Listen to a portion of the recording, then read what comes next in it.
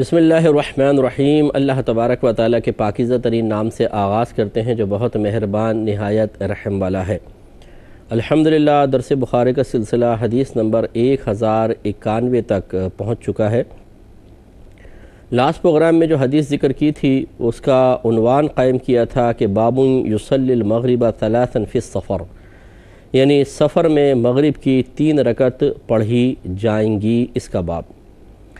1091 number حدیث پاک تھی۔ حضرت عبداللہ بن عمر رضی اللہ تعالی عنہما بیان کرتے ہیں کہ میں نے رسول اللہ صلی اللہ علیہ وسلم کو دیکھا، جب آپ کو سفر میں جلدی روانہ ہونا ہوتا تو آپ مغرب کو مؤخر کر دیتے، یعنی ویسے تو مغرب کا وقت شروع فوراً پڑھی جاتی ہے، لیکن کہتے ہیں جب سرکار کو کہیں سفر پہ جانا ہوتا تو مغرب کو مؤخر کرتے، آگے تک لے جاتے، دیر سے یعنی عطا کرتے، حتیٰ کہ مغرب اور عشاء کو جمع کر کے پڑھتے۔ سالم کہتے ہیں جنہوں نے ان سے روایت کی ہے کہ حضرت عبداللہ رضی اللہ تعالی عنہ کو جب سفر میں جلدی روانہ ہونا ہوتا تو وہ بھی ایسا ہی کرتے۔ تو یہ امام شافعی رحمۃ اللہ علیہ کی دلیل ہے، اور اکثر آپ دیکھیں گے کہ یہاں پہ جو عرب کنٹریز میں ایسے ہی ہے، کسی کو جانا ہو کہیں سفر پہ وہ مغرب پڑھیں گے، ساتھ عشاء کی نماز بھی پڑھ لیں گے مغرب کے وقت میں، اور سفر پہ روانہ ہو جائیں گے۔ یہ طریقہ فقہ حنفی کی روشنی میں بالکل غلط طریقہ ہے، اور ہم یہ کہتے ہیں کہ اس طرح کی جو حدیث پاک ہیں اس میں یوں نہیں ہوا تھا کہ نبی کریم صلی اللہ علیہ وسلم نے ایک وقت میں 2 نمازیں جمع کی، وہ صرف مزدلفہ میں ہوا ہے کہ جب سرکار صلی اللہ علیہ وسلم نے عشاء کے وقت میں مغرب کی نماز کو ادا فرمایا اور ادا کی نیت سے ادا فرمایا۔ اور اب بھی حاجی ایسے ہی کرتے ہیں کہ جب آپ میدان عرفات سے مزدلفہ کی طرف چلتے ہیں، غروب آفتاب کے بعد وقوف عرفہ ختم کر کے آپ چلتے ہیں مزدلفہ کی طرف، تو راستے میں نہ وہاں نماز پڑھتے ہیں نہ راستے میں، بلکہ جب مزدلفہ میں پہنچتے ہیں عشاء کا وقت شروع ہو چکا ہوتا ہے تو پھر پہلے مغرب پڑھتے ہیں، پھر عشاء پڑھتے ہیں عشاء کے وقت میں۔ لیکن اس کے علاوہ جو عام دنوں کے بارے میں حدیثیں جیسے یہ جمع کی گئی ہیں، اس میں جہاں یہ ذکر کیا گیا کہ مغرب عشاء کو ملا کے پڑھتے ہیں، ہم یہ کہتے ہیں کہ اس میں مغرب کے وقت میں پڑھی گئی اور عشاء کے وقت میں پڑھی گئی۔ تو یہاں پر جو بظاہر 2 نمازوں کو جمع کرنا ہے، ہم کہتے ہیں جمع حقیقی نہیں ہے، جمع صوری ہے۔ جمع حقیقی کا مطلب تو یہ ہے کہ 2 نمازوں کو ایک وقت میں جمع کر دینا، اس طرح کہ پہلی کا وقت نکال کر اس کو دوسری کے وقت میں ادا کرنا، اس کے ساتھ ملا لینا، یا دوسری کو اس کے وقت سے پہلے پڑھ لینا پہلی والی نماز کے ساتھ ملا کر، یہ حقیقی طور پہ جمع کرنا ہوتا ہے۔ اور جمع صوری کا مطلب ہوتا ہے کہ صورت اور شکل کے اعتبار سے جمع ہیں، لیکن ایک دوسرے کے وقت کا لحاظ رکھا گیا ہے، ایک دوسرے کے وقت میں چیز کو داخل نہیں کیا گیا۔ جیسے آپ مغرب کو بالکل آخری وقت میں پڑھیں، پھر فوراً عشاء کا وقت شروع ہو جائے تو متصلاً عشاء پڑھ لیں، اس میں مغرب کے وقت میں ہے، عشاء کے وقت میں ہے، لیکن چونکہ یہ بالکل آخری وقت میں اور یہ بالکل اول وقت میں پڑھی گئی تو بظاہر دونوں ملی ہوئی ہیں، اسے کہتے ہیں جمع صوری۔ تو احناف کے نزدیک جمع صوری جائز ہے، جمع حقیقی جائز نہیں ہے، اور اس کے اوپر بہت سارے دلائل ہیں، اس تفصیل میں جانے کے بجائے قوی دلیل آپ کی خدمت میں ذکر کرتا ہوں۔ احناف یہ کہتے ہیں کہ اللہ تبارک و تعالی نے قرآن عظیم میں نمازوں کے اوقات کو مخصوص کر دیا ہے، اسی وقت کے اندر ان نمازوں کو ادا کیا جائے۔ چنانچہ سورہ بقرہ آیت نمبر 238 میں ہے حافظوا علی الصلوات، اللہ تعالیٰ فرماتا ہے کہ تمام نمازوں کی حفاظت کرو، یعنی ان کے اوقات میں ان کو ادا کرو، اس کی شرح یہ ہے۔ نیز اللہ تعالیٰ نے فرمایا کہ ان الصلاۃ کانت علی المؤمنین کتابا موقوتا، کہ بے شک مومنوں پر نماز کو اس کے وقت میں فرض کیا گیا ہے، یعنی مقرر شدہ وقت میں نمازوں کو ادا کرنے کا حکم ہے۔ لہذا جب اللہ تعالیٰ نے مقرر شدہ وقت میں ادا کرنے کا حکم دے دیا گیا تو پھر وقت کے اندر ہی ادا کی جائے گی۔ اب اس میں یہی صورت ہو سکتی ہے کہ آپ مغرب کو آخری وقت میں پڑھ لیں اور عشاء کو فوراً جیسے ہی ٹائم شروع ہو اول وقت میں پڑھ لیں، تو جمع صوری ہے، یہ شرعاً جائز ہے، ورنہ جمع حقیقی کا ہم انکار کرتے ہیں۔ اگلی حدیث کی طرف آتے ہیں۔ 1092 نمبر حدیث پاک ہے۔ حضرت سالم رضی اللہ تعالیٰ عنہ بیان کرتے ہیں کہ حضرت ابن عمر رضی اللہ تعالیٰ عنہما نے مغرب اور عشاء کو مزدلفہ میں جمع کر کے پڑھا ہے۔ آپ اسی طرح کہتے ہیں پڑھا کرتے تھے۔ سالم کہتے ہیں کہ حضرت ابن عمر رضی اللہ تعالی عنہما نے مغرب کی نماز کو مؤخر کر دیا، ان کو آگے کر دیا تھا۔ انہیں ان کی بیوی صفیہ بنت عبید کی موت کی خبر دی گئی تھی، وہ ان کی تعزیت کے لیے جا رہے تھے۔ میں نے ان سے کہا کہ نماز پڑھیے، انہوں نے کہا چلتے رہو۔ میں نے ان سے کہا نماز پڑھیے، انہوں نے کہا چلتے رہو۔ میں نے ان سے کہا نماز پڑھیے، انہوں نے کہا چلتے رہو، حتیٰ کہ انہوں نے 2 یا 3 میل کا سفر طے کیا۔ پھر سواری سے اترے، پھر انہوں نے نماز پڑھی، پھر کہا میں نے اسی طرح دیکھا ہے کہ جب نبی کریم صلی اللہ علیہ وسلم کو جلدی جانا ہوتا تو آپ اسی طرح کرتے تھے۔ اور حضرت عبداللہ رضی اللہ تعالیٰ عنہ کہتے ہیں کہ میں نے دیکھا کہ جب نبی کریم صلی اللہ علیہ وسلم کو جلدی جانا ہوتا تو آپ مغرب کی اقامت کہلواتے، پھر اس کی 3 رکعت نماز پڑھتے، پھر سلام پھیر دیتے، پھر تھوڑی دیر ٹھہرتے، حتیٰ کہ عشاء کی اقامت کہلواتے، پھر اس کی 2 رکعت نماز پڑھتے، پھر سلام پھیر دیتے، اور عشاء کے بعد نفل نہیں پڑھتے تھے حتیٰ کہ آدھی رات کو اٹھتے تھے۔ تو آپ تھوڑا غور کریں کہ حضرت عبداللہ کیا فرما رہے ہیں کہ میں نے نبی کریم صلی اللہ علیہ وسلم کو دیکھا کہ جب آپ کو جلدی کرنا ہوتا تو آپ مغرب کی اقامت کہلواتے، اس کی 3 رکعت پڑھتے۔ اس کا مطلب یہ ہوا کہ سفر کے دوران بھی آپ 3 رکعت ہی نماز ادا کیا کرتے تھے، پھر آپ سلام پھیر دیتے، پھر تھوڑی دیر ٹھہرتے، حتیٰ کہ عشاء کی اقامت کہلواتے۔ یہ تھوڑی دیر ٹھہرنا عشاء کے وقت کے دخول کے لیے ہے۔ پھر آپ اس کی اقامت کہلواتے، پھر اس کی 2 رکعت نماز پڑھتے، اور پھر سلام پھیر دیتے، اور عشاء کے بعد نفل نہیں پڑھتے تھے۔ تو دوران سفر آپ کے نفل کا ترک بھی ثابت ہے، حتیٰ کہ آدھی رات کو پھر آپ اٹھتے اور اس وقت پھر آپ تہجد وغیرہ پڑھا کرتے تھے۔ تو اس سے معلوم ہوا کہ احناف کے نزدیک حکم یہی ہے کہ یہ جمع سوری تھی، جمع حقیقی نہیں۔ باب صلاۃ التطوع علی الدواب حیثما توجہت بہ، سواری پر نفل نماز پڑھنے کا باب، چاہے سواری کا منہ کسی بھی طرف ہو۔ یہ پہلے بھی آپ کو سمجھایا تھا کہ استقبال قبلہ نماز کے لیے شرط قرار دیا گیا ہے، لیکن یہ نماز فرض اور نماز واجب کے لیے ہے۔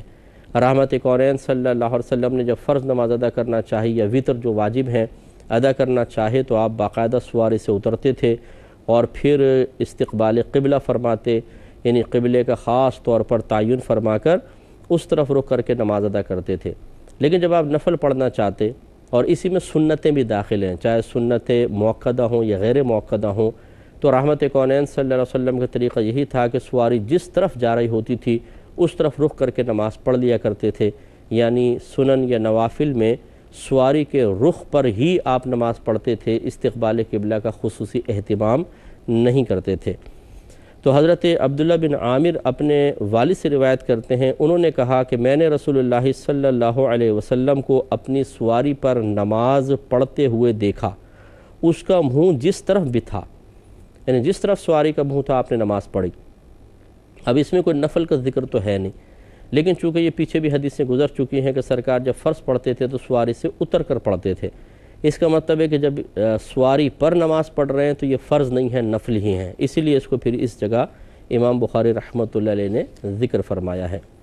حدیث نمبر 1094 ہے۔ حضرت جابر بن عبداللہ رضی اللہ تعالیٰ عنہ کہتے ہیں کہ نبی کریم صلی اللہ علیہ وسلم نفل پڑھتے تھے اور اس وقت آپ سوار ہوتے تھے اور قبلہ رخ نہیں ہوتے تھے، یعنی جہاں پر سواری جس رخ پہ جا رہی ہوتی تھی نماز پڑھ لیا کرتے تھے۔ چنانچہ اگر آپ ٹرین میں یا ہوائی جہاز میں یا بس میں یا کار میں مثلا ڈرائیونگ کو کر رہا ہے، آپ ساتھ میں بیٹھے ہوئے ہیں، آپ نوافل پڑھنا چاہتے ہیں، نیچے اترنے کی جگہ نہیں ہے، تو جس رخ گاڑی جا رہی ہے اس رخ پڑھ سکتے ہیں۔ 1095 نمبر حدیث پاک، حضرت ابن عمر رضی اللہ تعالی عنہما اپنی سواری پر نماز پڑھتے تھے اور اسی پر وطر پڑھتے تھے، اور وہ بتاتے تھے کہ نبی کریم صلی اللہ علیہ وسلم بھی اسی طرح کرتے تھے۔ تو یہ پہلے بھی اس پہ بحث گزر چکی ہے کہ روایات مختلف ہیں۔ احناف ان روایات پر عمل کرتے ہیں کہ جن میں نبی کریم صلی اللہ علیہ وسلم نے وطر بھی اتر کر ہی ادا فرمائے فرض کی طرح۔ حضرت عبداللہ بن عمر رضی اللہ تعالیٰ عنہما کا مذہب یہی ہے کہ سواری پر وطر ہو سکتے ہیں۔ اس پر بات گزر چکی ہے، اس لیے دوبارہ اس پر بحث نہیں کر رہے۔ اگلا باب ہے باب الایماء علی الدابہ، سواری پر اشارے سے نماز پڑھنے کا باب۔ حدیث نمبر ہے 1096۔ حضرت عبداللہ بن عمر رضی اللہ تعالی عنہما سفر میں سواری پر نماز پڑھتے تھے، جس طرف بھی سواری مڑے وہ اشارہ کرتے تھے، اور حضرت عبداللہ ذکر کرتے ہیں کہ نبی کریم صلی اللہ علیہ وسلم بھی اسی طرح کیا کرتے تھے۔ یعنی اشارے سے مراد یہ ہے کہ مکمل رکوع سجود تو نہیں ہو سکتا، سواری پر ہیں تو رکوع کے لیے تھوڑا جھکنا، سجدے کے لیے تھوڑا زیادہ جھک جانا، یہ اشارے سے نماز ادا ہوتی تھی۔ باب ینزل للمکتوبہ، فرض نماز پڑھنے کے لیے سواری سے اترنے کا باب۔ 1097 نمبر حدیث پاک ہے۔ حضرت عامر بن ربیعہ رضی اللہ تعالی عنہ بیان کرتے ہیں کہ میں نے رسول اللہ صلی اللہ علیہ وسلم کو دیکھا، آپ سواری پر سر کے اشارے سے نماز پڑھ رہے تھے، جس طرف بھی سواری کا رخ ہو، اور نبی کریم صلی اللہ علیہ وسلم فرض نماز میں اس طرح نہیں کرتے تھے، یعنی وہ اتر کر ادا کرتے تھے، جیسے ابھی میں نے آپ کی خدمت میں ذکر کیا ہے۔ لیکن یہ پہلے بھی بحث گزر چکی ہے۔ میں نے آپ کو بتایا کہ جب انسان حالت سفر میں ہو، گاڑی پر ہیں، آپ ٹرین میں ہیں یا ہوائی جہاز میں ہیں یا کار میں جا رہے ہیں یا کسی بس میں لانگ روٹ کی جیسے بسیں ہوتی ہیں، اور آپ کو یقین ہے کہ فرض نماز کا وقت نکل جائے گا اور یہ گاڑیاں ٹھہریں گی نہیں، نہ کہیں رک کر آپ اتر کر نماز ادا کر سکتے ہیں، تو پھر حکم شرع یہی ہوتا ہے کہ آپ اسی طرح نماز پڑھ لیں۔ اب اس میں اگر استقبال قبلہ ہو سکتا ہو، مثال کے طور پہ آپ ٹرین میں ہیں اور آپ نے دیکھا کہ تھوڑا بہت ٹیڑھا میڑھا کھڑا ہو کر آپ قبلہ رو ہو سکتے ہیں، تو پھر تو آپ قبلہ رو ہو کر کھڑے ہو کر نماز پڑھیں۔ لیکن اگر قبلہ رو نہیں ہو سکتے یا معلوم نہیں چل رہا کہ قبلہ واقعی کس طرف ہے، اور تحری کرنے کا حکم ہوتا ہے ایسی صورت میں کہ دل سے آپ سوچیں کہ کہاں قبلہ ہوگا۔ اب مثلا جہاں دل کہہ رہا ہے کہ قبلہ ہوگا وہاں پہ رش اتنا زیادہ ہے کہ آپ نہ رکوع کر سکتے ہیں نہ سجدہ کر سکتے ہیں، ایسی صورت میں پھر حکم شرعی ہوگا کہ جس رخ سواری جا رہی ہے آپ نماز پڑھ لیں، اور پھر جب اپنے گھر پہ پہنچیں موقع ملے تو اس نماز کو دوبارہ ادا کر لیں۔ لیکن یہ دوبارہ ادائیگی جو محقق علماء فرماتے ہیں کوئی واجب نہیں ہے، کر لیں گے تو بہتر ہے، نہیں کریں گے تو کوئی حرج نہیں۔ بہرحال یہ ایک اجتہادی مسئلہ ہے۔ بہت سے علماء کہتے ہیں کہ چلتی ٹرین میں نماز ہوتی نہیں ہے، قضا کر دیں لیکن نماز نہ پڑھیں۔ بہت سے کہتے ہیں کہ نماز پڑھ لیں لیکن ہوئی نہیں ہے، پڑھیں ضرور، بعد میں اس کی قضا ادا کریں، یہ لازم ہے۔ اور بعض کہتے ہیں، جیسے تیسرے جو گروپ میں نے آپ کو بتایا، کہ جب اس قسم کی صورتحال ہو جائے کہ نماز کے قضا ہونے کا خوف ہو تو وہ کہتے ہیں نماز ادا کر لیں، اور چونکہ اب مجبوری کی حالت میں نماز ادا کی گئی ہے، اس نماز کو دوبارہ پڑھنا لازم نہیں ہے۔ اور یہ تیسرا قول ہمیں بالکل پسند ہے، اور اسی پر ہم فتویٰ دینا پسند کرتے ہیں، کیونکہ اس میں امت کے لیے آسانی ہے اور یہ اجتہادی مسئلہ ہے، اس میں بڑی گنجائش نکل سکتی ہے، لہٰذا اس میں عموم بلوہ بہت زیادہ ہے، عوام و خواص انتہائی مبتلا ہیں۔ بڑے بڑے علماء جہازوں میں سفر کر رہے ہیں، ٹرین میں سفر کر رہے ہیں، اور اس طرح کی رعایتوں پر عمل پیرا ہونا، یعنی اس طرح کی مطلب عزیمت پر عمل کرنا بہت ہی مشکل ہو جاتا ہے، اس لیے رخصت اور رعایت دینے میں بہتری ہے۔ ہم نے دیکھا ہے کہ جب کسی کو نماز سے کہیں کہ آپ پڑھیں، بعد میں آپ کو لوٹانا ہوگا، نماز نہیں ہوتی تو لوگ نماز ہی قضا کر دیتے ہیں، بڑے آرام سے سوتے رہتے ہیں، وہ کہتے ہیں ہم جا کر ہی پڑھیں گے۔ کئی خواص کو ہم نے دیکھا ہے کہ جہازوں میں نماز قضا کر دیتے ہیں، وہ نہیں نماز پڑھتے ہیں۔ تو لیکن اگر ان کو کہا جائے کہ آپ نماز پڑھیں، آپ کے لیے ایک شرعی مجبوری ہے، آپ استقبال قبلہ نہیں کر سکتے، کھڑے نہیں ہو سکتے تو بیٹھ کے پڑھیں، جس رخ سواری جاری ہے آپ پڑھ لیں، اور بعد میں لوٹانے کی حاجت بھی نہیں ہے تو وہ پڑھ لیا کرتے ہیں، عوام بھی پڑھتی ہے، خواص بھی پڑھ لیتے ہیں۔ تو بہتر یہ ہے کہ جب علماء کا اختلاف ہو جائے کسی مسئلے میں تو پھر اس میں ایک جانب شدت اور سختی کو اختیار نہیں کرنا چاہیے۔ کوئی اپنے حق میں شدت سختی کو اختیار کرنا چاہے ان کی مرضی ہے، لیکن اگر کوئی مفتی صاحب، اچھے مفتی، مستند مفتی صاحب ہیں، وہ عوام کو رعایت دے رہے ہوں